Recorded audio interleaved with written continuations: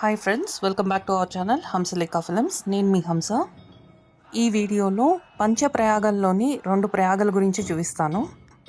జోషిమఠ్ నుంచి హరిద్వార్ వచ్చే మార్గంలో ఈ 2 ప్రయాగలు కనిపిస్తాయి.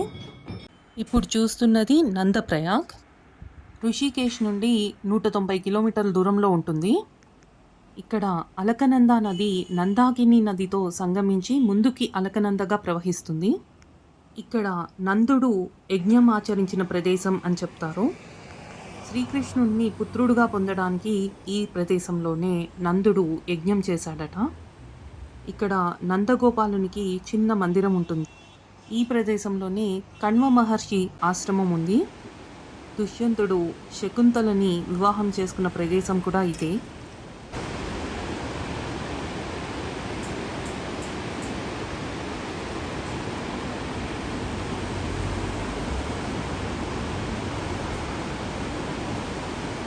ఇక్కడ చూస్తున్నది కర్ణప్రయాగ్. ఋషికేశ్ నుండి 169 కిలోమీటర్ల దూరంలో ఈ కర్ణప్రయాగ్ ఉంటుంది.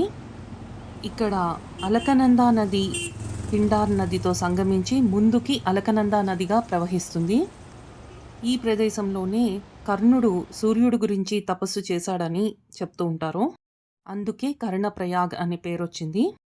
కర్ణుడు చనిపోయిన తర్వాత కర్ణుని అంత్యక్రియలు ఇక్కడే జరిగాయట, ఈ ప్రదేశంలోనే. ఇక్కడ ఉమాదేవి ఆలయం ఉంటుంది.